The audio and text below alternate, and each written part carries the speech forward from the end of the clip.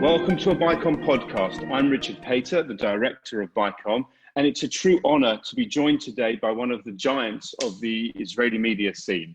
Nahum Barnea is a political commentator with the popular newspaper Yedioth Ahronoth, and is probably one of the most well-known political commentators in Israel, and a veteran of the field for over 40 years. Nahum, thank you very much indeed for joining me. It's my pleasure. Thank you. So I want to talk a little bit about kind of current day politics, and then I want to ask a little bit about reflections from your distinguished career. But let's start with the politics of this week. This week began with a particularly rare incident of the cancellation of a cabinet meeting. You can tell me just how rare that is. But generally speaking, compared to other coalitions that you've covered, just how badly is this government functioning? Quite bad. It's in a way unprecedented, because we had a national unity government in the past, but there was a basic, I would say, understanding in the foundation, in the establishment of former unity governments, that both parties have to restrain their separate political interest in order to have some kind of common ground. In this coalition, it's a very strange coalition, because it was established after three election campaigns which ended in a kind of cul-de-sac, in a kind of stalemate, and they didn't manage to have a real common ground. So from day one, they fight each other instead of giving the people in a crisis, in the COVID-19 crisis, which really hurt so many Israelis.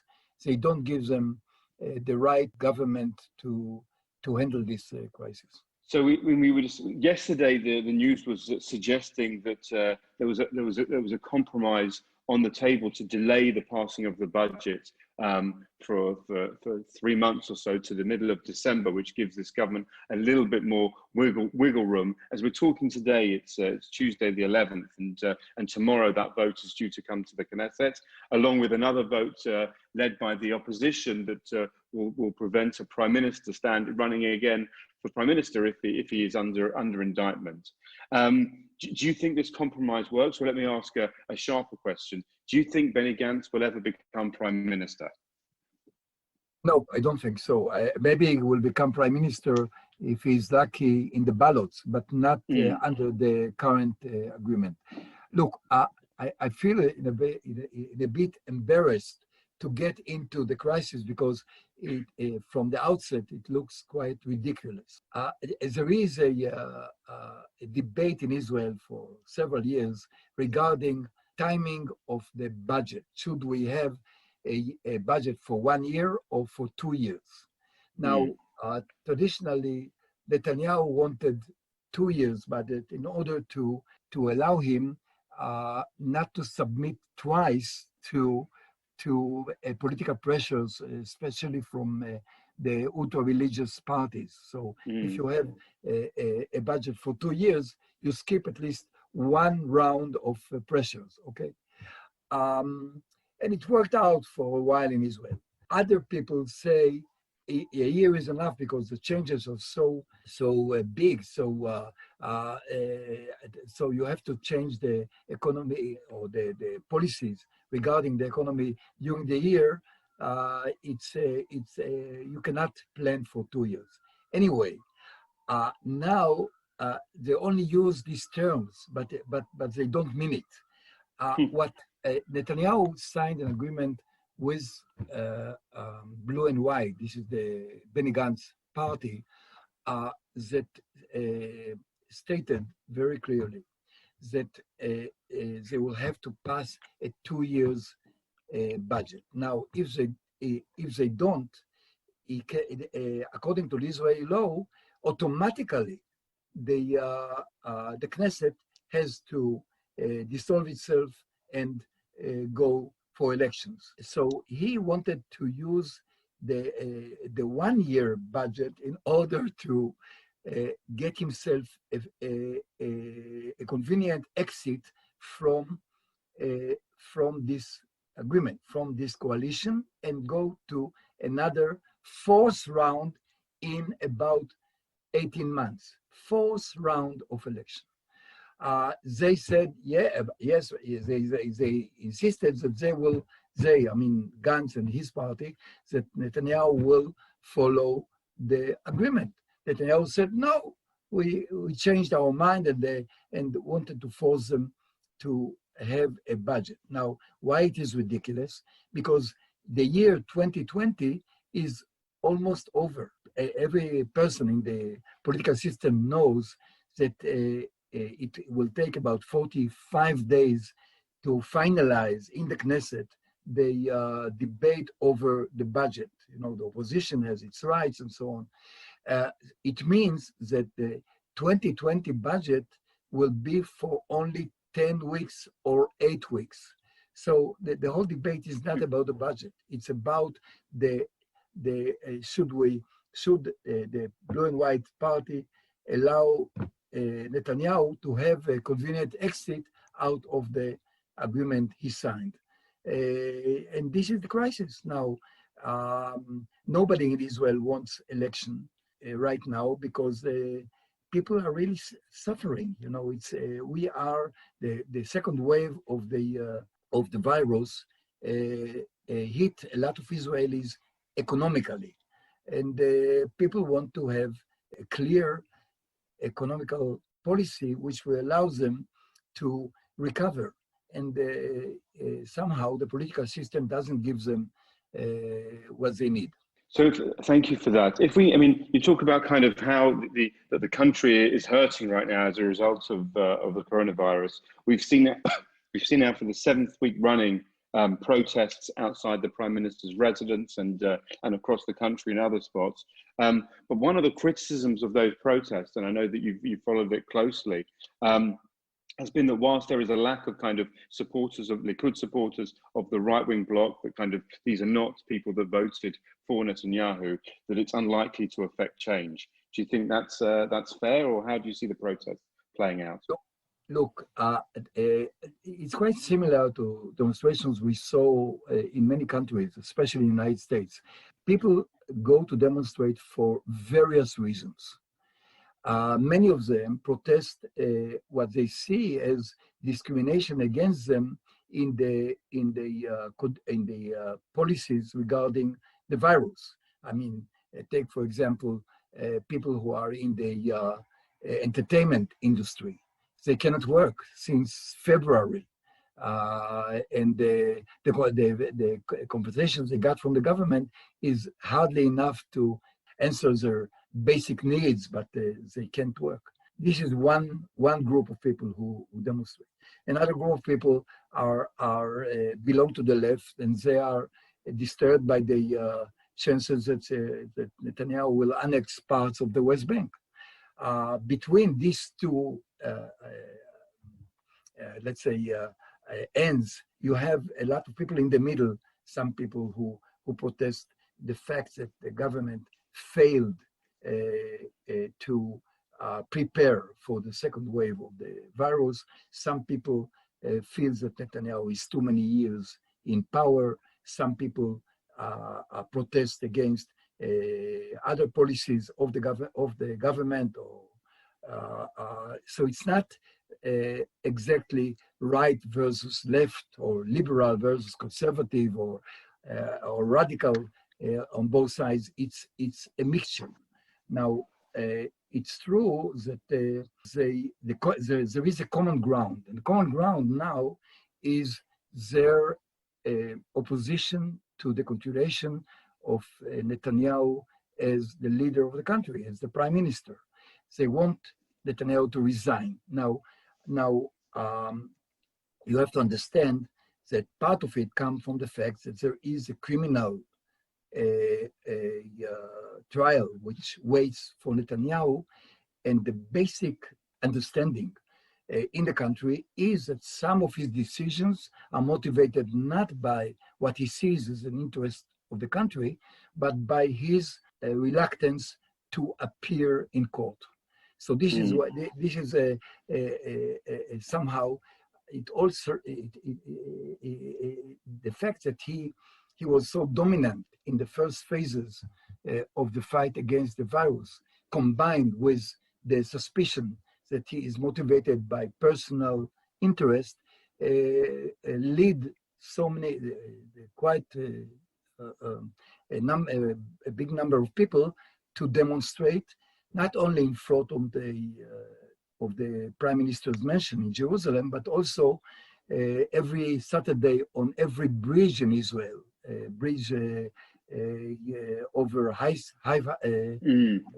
over roads, over highways, and so on, go and demonstrate.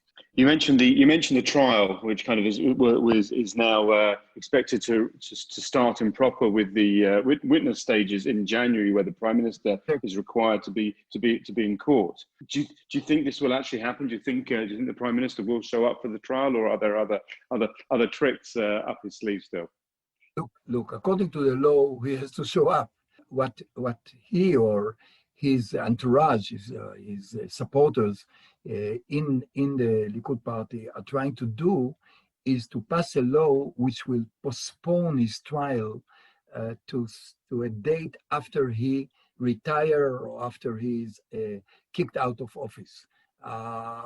They call it the French law, but it's not exactly the law they have in France, because in France, the president can be elected for a limited time, and then he has to face trial if there are any charges against him. Here, the Prime Minister can serve all his life, theoretically. So they are trying to pass a law which will allow him to postpone it, or there are other suggestions how they can, by law, force a cancellation or postponement of the trial.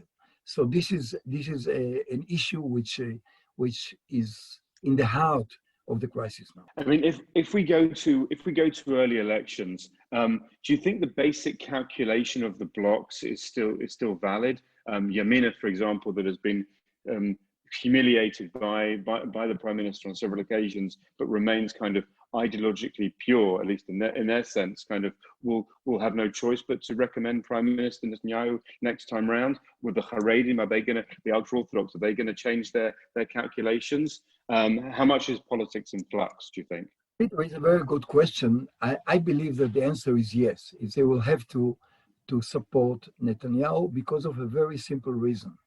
The voters who vote for the Haredim, for the ultra-religious parties, and also for Yamina, the party, the right-wing party, which is now in opposition. These voters basically are Netanyahu's fans. Shas, which is the biggest Haredim party, it's very interesting. If you public polls which were conducted in the Shas party demonstrated that more than 90% of the Shas voters support Netanyahu more than they support Aryeh Deri, who is the leader of the Shas party. So you have here basically satellite parties which lean on voters which prefer to see Netanyahu as the prime minister. This is why the politicians who lead these parties feel obliged to support him and to commit themselves to support him, to support the right-wing bloc after the elections. But we are in a crisis. So when you have a crisis, in a political crisis, you never know with what kind of negative feelings people will come out of it and how they will behave later. There is a gap between, I would say, what people say in closed doors, people in these parties, but politicians in these parties, and what they say to their public. Aryeh Deri is a fine example. He said during the coalition negotiations, he said that he himself guarantees whatever happens, he will not allow Netanyahu to break the agreement. And if he breaks the agreement, he will support the other party, the blue and white party. Now, when there is a crisis, he says, wait a minute, I'm looking for a compromise. He really broke his promise. And he did it not because he's dishonest, but because he knows what his voters support and what they don't support. If I just ask you a couple of questions, taking kind of a historical perspective, and correct me if I'm wrong, but up until about a decade ago, you were part of an elite group of journalists that would have regularly weekly meetings with the Prime Minister of the day. Can you describe the kind of what those encounters were like in those days? I'm not sure. Maybe we have to go a little bit back to the Sharon era. Okay. Ariel Sharon, who was considered a pariah in the mainstream, in most of the mainstream press at the time, he decided in the 90s to change direction and to become a real mainstream leader. He believes that this will lead him to the office of Prime Minister, and he was right. And one of the things he has done was to turn the page on past animosities with several senior journalists and try to brief them, not to mobilize them, but to exploit what they can do for him and be exploited by us.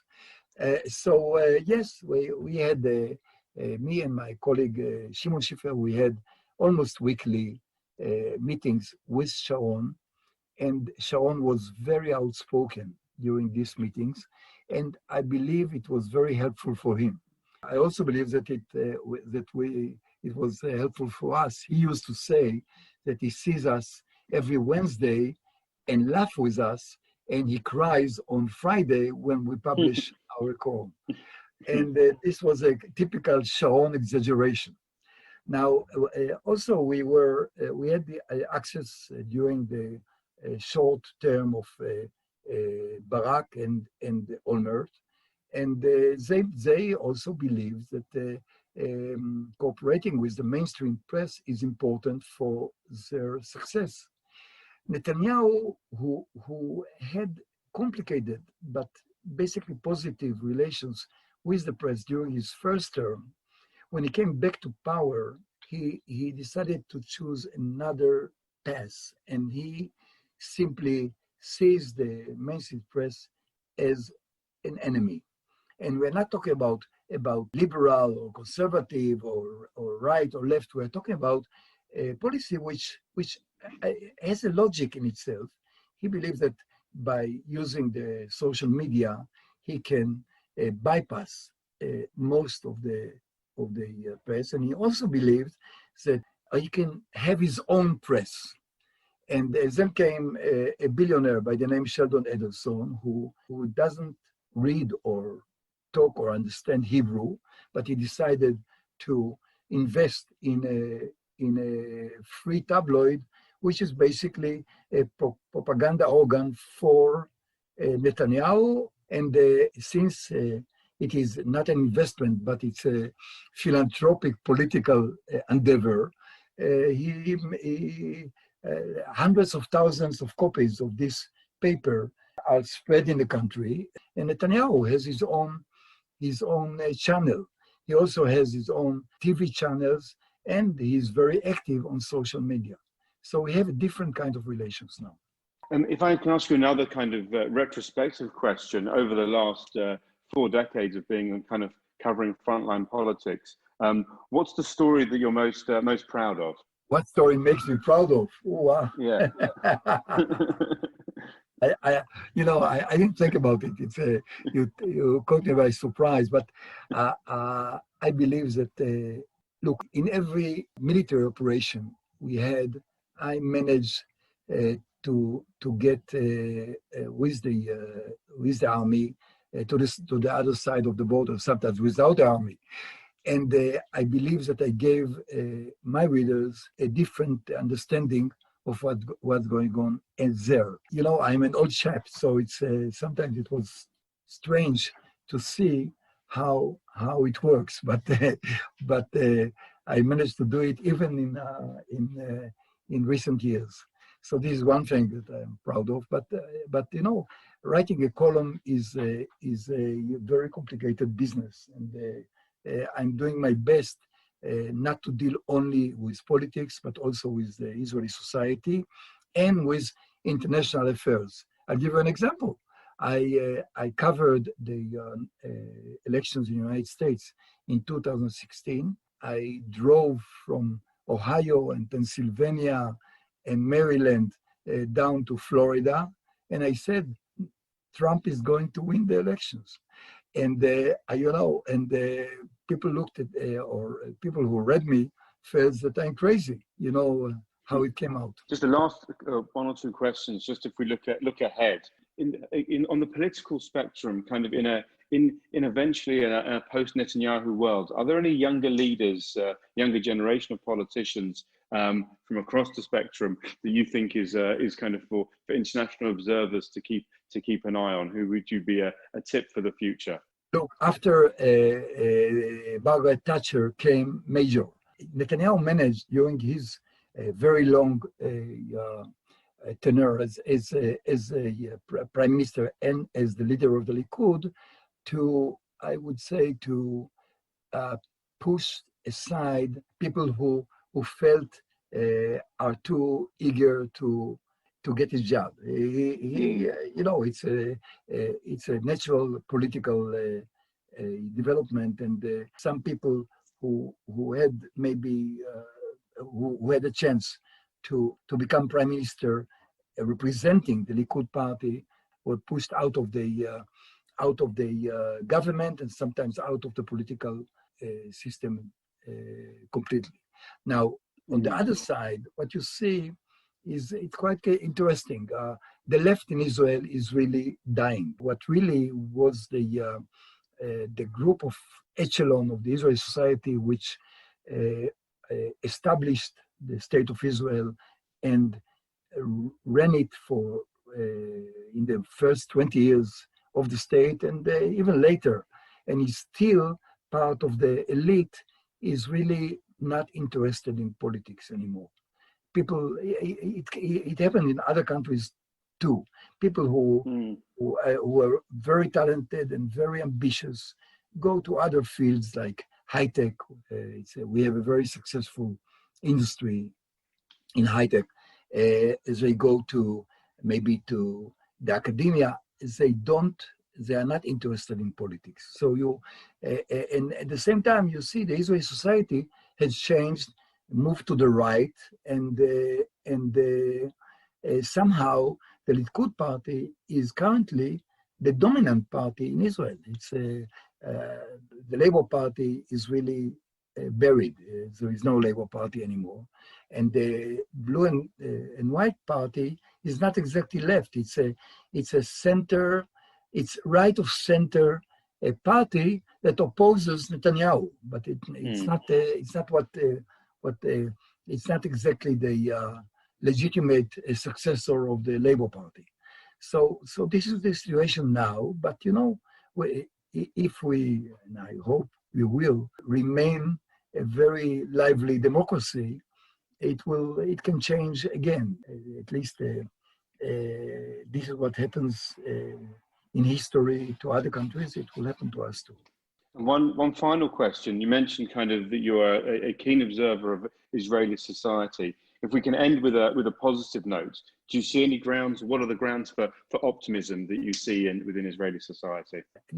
I don't have to sell Israel to you, but it's a very good country to live in. I'm a happy Israeli.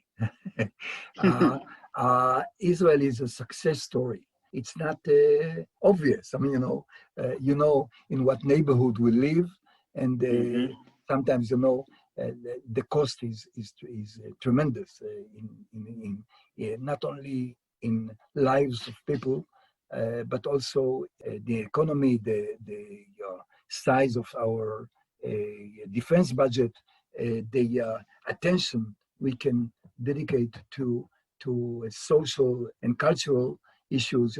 Everything is under the shadow of our security. So this is a problem. But nevertheless, it's a very, very successful country. We had several years of good economical situation, not so different from what we have seen in West Europe, but still people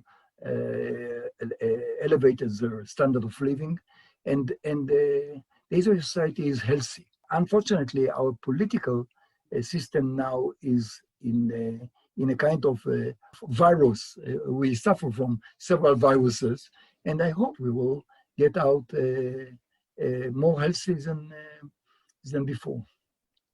Absolutely. Nahum, thank you very much indeed for your time today. Most appreciated. And I should say for our readers that if you look on the Ynet news website, which is the sister site of the Yedioth Ahronoth newspaper, they do on occasion translate Nahum's articles, and I would encourage people to read them there in English if you can't read them in the original Hebrew.